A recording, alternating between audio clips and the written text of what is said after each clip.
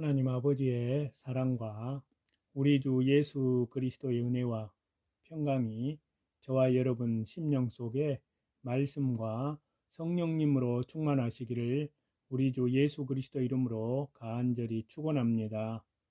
오늘은요, 구약 성경 레위기서 18장 1절에서 5절 말씀을 본문으로 해서요, 거룩한 가정생활의 기본 신앙과 다시 재림하시는 주 예수님 그리스도라는 제목으로 하나님의 말씀을 저와 여러분이 받도록 하겠습니다.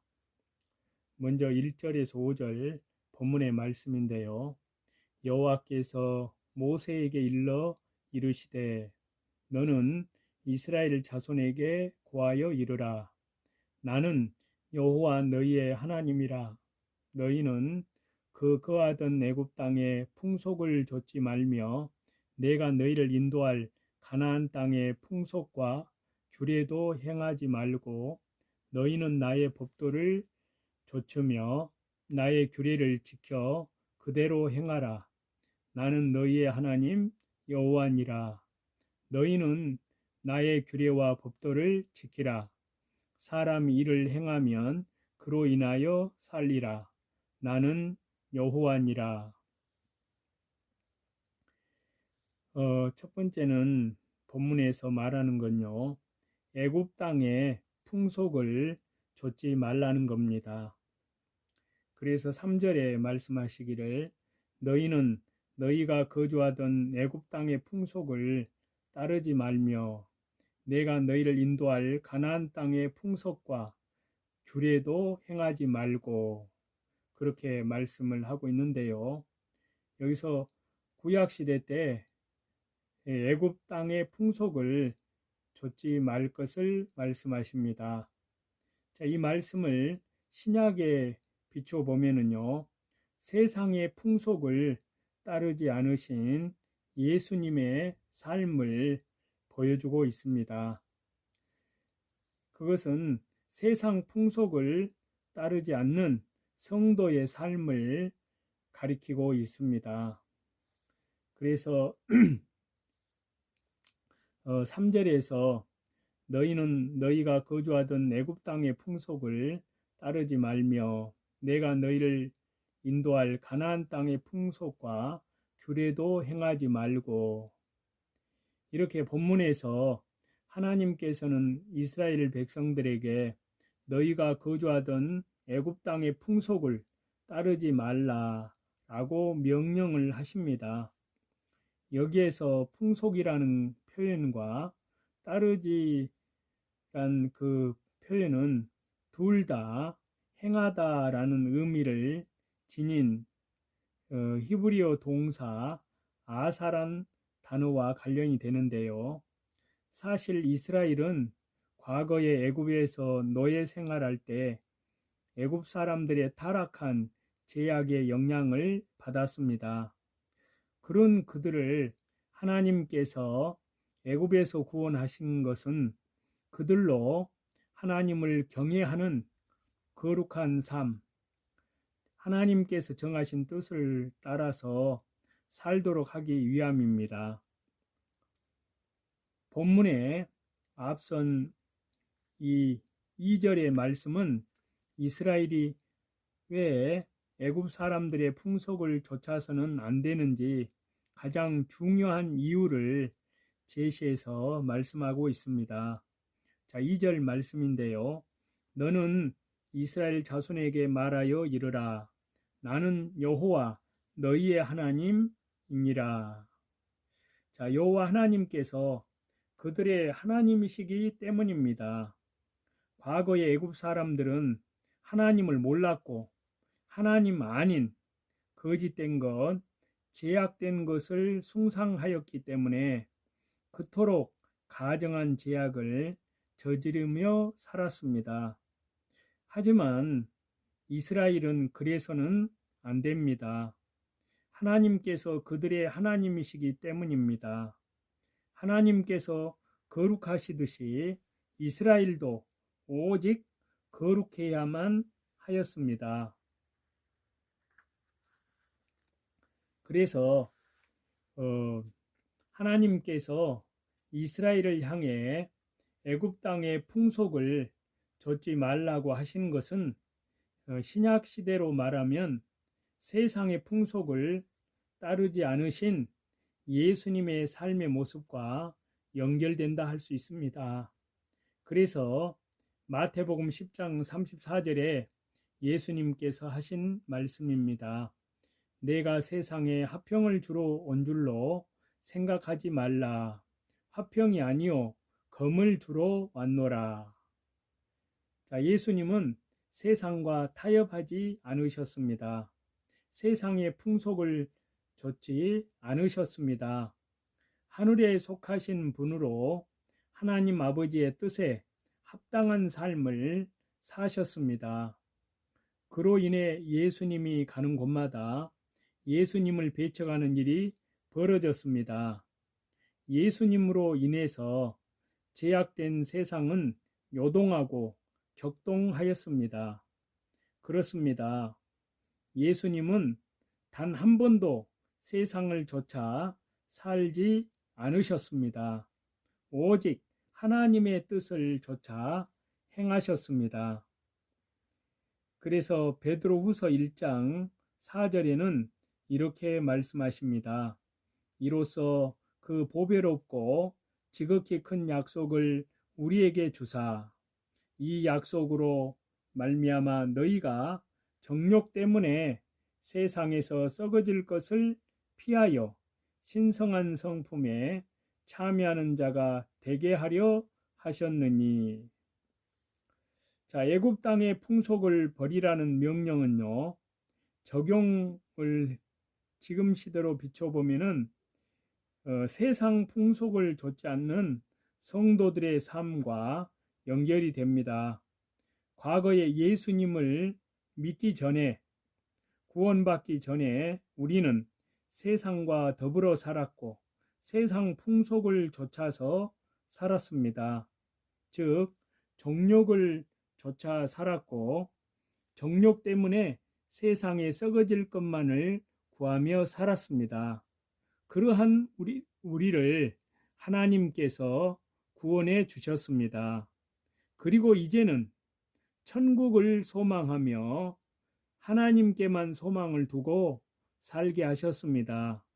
이 영광스러운 소망을 가진 저와 여러분, 우리는 마땅히 제약된 삶을 버리고 세상 썩어질 것을 버리고 천국 소망에 하나님께 소망에 합당한 삶을 살 것을 우리 하나님께서는 하나님 나라 백성들에게 요구하십니다.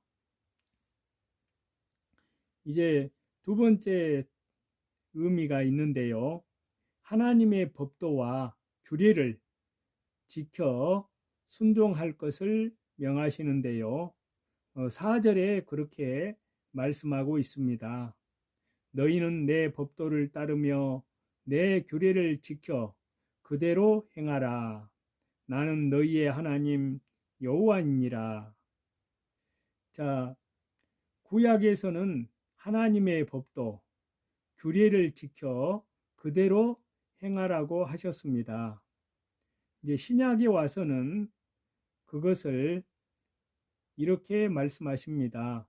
모든 말씀을 그대로 순종하신 예수님의 삶을 말씀합니다. 우리들에게는 하나님의 말씀대로 순종하는 성도의 삶을 요구하고 있습니다. 그래서 4절에 보면은요, 너희는 내 법도를 따르며 내 규례를 지켜 그대로 행하라. 나는 너희의 하나님 여호와이니라. 자, 여기에서 구약 시대의 의미를 말씀하시는데요. 앞서 애굽의 풍속을 버리는 것은 제약을 버리는 삶이요, 제약에서 나오는 삶을 가리킵니다. 하지만 그처럼 제약에서 나온 것만으로 충분하지 않습니다. 하나님께서는 이스라엘을 애굽 제약의 땅에서 부르셨을 뿐만이 아니라 자기 백성들로 합당한 삶을 살게 하기 위해서 그들에게 거룩한 법도와 규례를 이스라엘 백성들에게 하나님께서 모세를 통해서 가르치셨습니다. 여기에서 법도로 번역된 원문의 표현을 보면은요, 본래 법률적인 판결이라든지 결정을 뜻합니다. 여기에는 권리라는 의미도 포함되어 있는데요. 하나님께서 그 백성인 이스라엘을 구원하셨기 때문에 그들에게 판결 결정을 내리는 것은 지극히 당연한 권리입니다. 더욱이 그 법도는 그들을 살게 하고 그들의 삶을 풍성케 하며 하나님의 축복 속에 세우는 것이기 때문입니다. 아울러서 규례로 번역된 히브리어 원문을 보면은요, 규정이라든지 법령이라든지 관습, 의무 이런 등의 의미를 갖고 있습니다. 이 모든 것들은 결국 행함을 순종함을 요구하는데요. 행함과 순종함을 통해서 이스라엘은 하나님의 백성으로서 자기 정체를 확고하게 하게 됩니다. 자, 이 말씀을 신약의 시대로 비춰보면요. 요한복음 6장 38절에서 39절입니다. 내가 하늘에서 내려온 것은 내 뜻을 행하려 함이 아니요 나를 보내신 이의 뜻을 행하려 함이니라. 나를 보내신 이의 뜻은 내게 주신 자 중에 내가 하나도 잃어버리지 아니하고 마지막 날에 다시 살리는 이것이니라 라고 말씀을 하시는데요. 구약의 하나님의 법도 하나님의 규례를 지켜 그대로 순종해야 한다는 말씀은 신약의 시대로 비춰보면은 예수님께서 모든 말씀을 그대로 지키시는 삶을 사신 것과 관련이 됩니다. 예수님은 하나님의 말씀을 행하는 것이라면 십자가라도 죽음이라도 마다하지 않으셨습니다. 그것이 고난이고 죽음이라고 해도 예수님은 기꺼이 받으셨습니다. 자, 이것은 그분의 고난과 그분의 죽음에 하나님의 뜻이 있었기 때문입니다. 그래서 요한복음 19장 30절에요. 예수님께서 신포도주를 받으신 후에 이르시되 다 이루었다 하시고 머리를 숙이니 영혼이 떠나 가시니라. 자, 예수님은 최후의 십자가의 죽으심으로 하나님의 모든 뜻을 다 이루셨습니다. 구약시대에 하나님께서 이스라엘에게 내린 법도와 규례를 지켜서 순종하라 하신 그 말씀을 온전히 이루신 분은 바로 주 예수님 그리스도이십니다. 자, 지금 시대로 이 말씀을 비춰보면요. 야고보서 2장 17절에는 이렇게 말씀합니다. 이와 같이 행함, 순종함이 없는 믿음은 그 자체가 죽은 것이라. 또 야고보서 2장 26절에는요. 영혼 없는 몸이 죽은 것 같이 행함이 없는 믿음은 죽은 것이니라. 자, 구약의 하나님의 법도 규례를 그대로 지켜 순종하라 함은 적용적으로 하나님의 말씀대로 행하는 순종하는 성도의 삶을 뜻한다고 할 수 있습니다. 야고보서의 말씀은 행함이 없는 믿음을 영혼 없는 몸이요 즉 시체에 비유합니다. 이는 역설적으로요 우리가 살아있는 믿음을 갖고 있다면 참 하나님의 백성이라면 마땅히 행함, 순종함의 믿음을 보여야 한다는 것입니다. 살아 역사하는 믿음, 하나님의 말씀, 그 법도와 규례 앞에 순종하고자 하는 믿음이 있어야 합니다. 우리에게 그 같은 믿음이 있다면 하나님께서는 심히 기뻐하시고 이 시대 저와 여러분 우리를 통해서 그 뜻하신 바를 온전히 이루시게 되는 것입니다.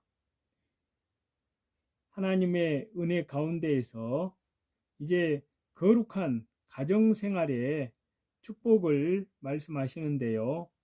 먼저 5절입니다. 너희는 내 규례와 법도를 지키라. 사람이 이를 행하면 그로 말미암아 살리라. 나는 여호와이니라.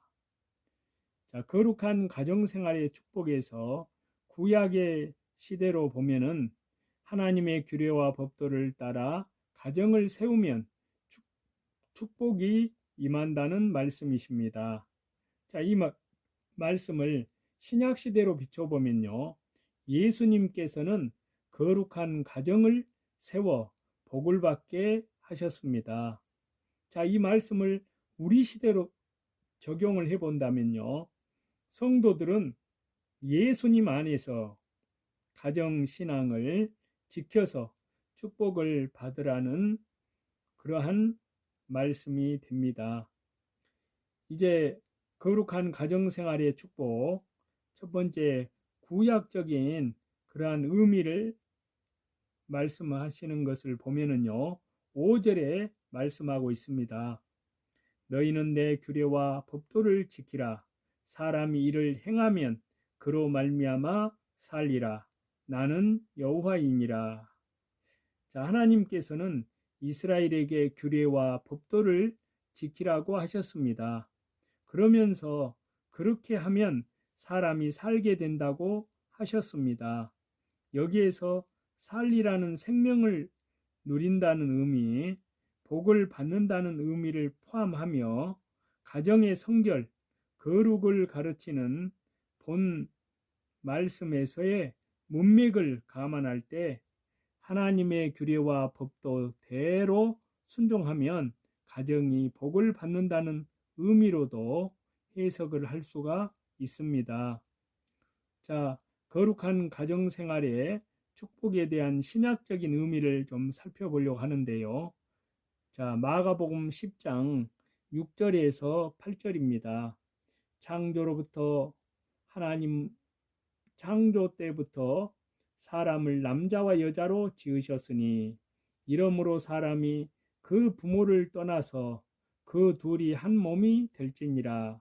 이러한즉 이제 둘이 아니요 한 몸이니 그러므로 하나님이 짝지어 주신 것을 사람이 나누지 못할지니라 하시더라. 하나님의 규례와 법도대로 하면 가정은 복을 받는다는 구약 시대의 가르침은 신약 시대로 비춰보면 예수님께서 거룩한 가정을 세워 복을 받게 하셨다는 그러한 말씀의 부분과 관련이 됩니다. 예수님께서는 당시 애곡된 가정에 대한 이해를 갖고 있던 바리새인들에게 창세기 당시 하나님께서 아담과 하와를 짝지어 주시면서 주신 말씀을 다시 재선포하신 겁니다. 이로써 하나님께서 본래 세우신 거룩한 가정, 축복된 가정의 모습을 보여주십니다. 과거의 창세기 당시 하나님께서 최초로 창조하신 복의 가정의 모습을 가지려면 최우선적으로 본래 하나님께서 주신 말씀에 순종해야 합니다. 자, 한 남자와 한 여자가 결혼하고 그 둘이 서로를 위하고 아내는 남편에게 순종하고 남편은 아내를 사랑하고 한 몸으로 서로를 세워야 합니다. 무엇보다도 하나님의 말씀에 피차 순종하고 그 명령과 법도를 지켜주어야 합니다. 그러면 그 가정이 복을 받습니다. 하나님의 축복 속에 견고하게 서게 됩니다. 자, 이 말씀을 거룩한 가정 생활의 이 축복의 말씀을 지금 시대로 적용을 해보면요. 사도행전 10장 2절에 이렇게 말씀합니다. 그가 경건하여 온 집안과 더불어 하나님을 경외하며 백성을 많이 구제하고 하나님께 항상 기도하더니. 하나님의 규례와 법도를 따라 가정을 세우면 축복이 임한다는 구약의 내용은 적용적으로 성도들이 예수님 안에서 가정의 신앙을 지켜 축복을 받음을 뜻합니다. 고넬료의 가정을 보시면요.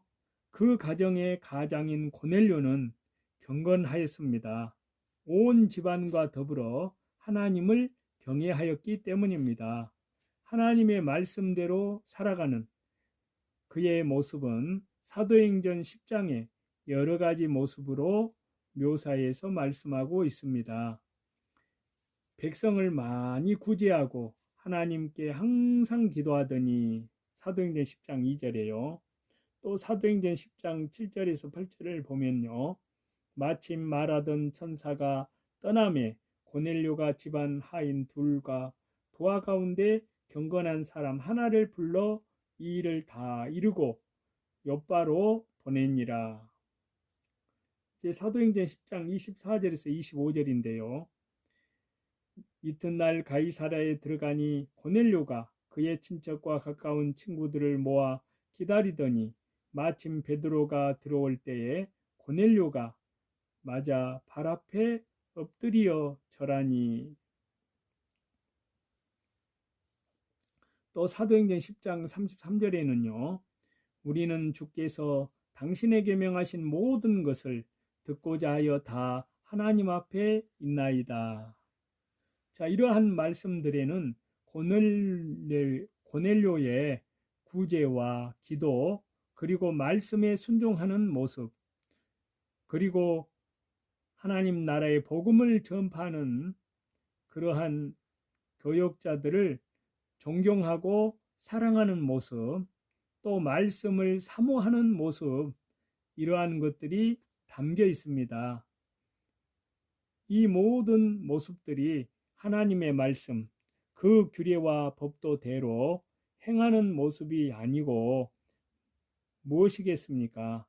하나님께서 그분의 그 가정에 복을 주심은 지극히 당연한 결과입니다.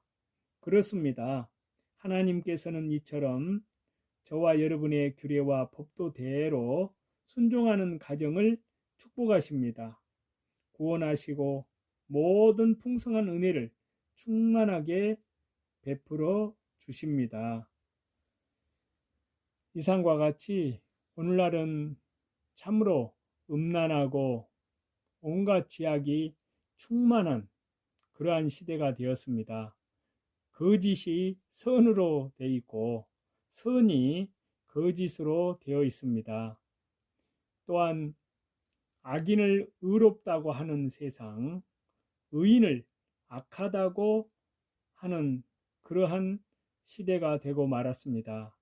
물론 이 모든 것은 우리 하나님께서 성령의 감동으로 디모데후서의 3장의 말씀을 이미 지금부터 1900년 전에 하신 말씀, 도덕적인 타락이 올 것을 말씀하셨는데 문자 그대로 그 말씀이 너무나 실감나게 이루어지고 있습니다. 자, 이런 것들은 주 예수님의 재림이 그만큼 가까이 왔다는 것입니다.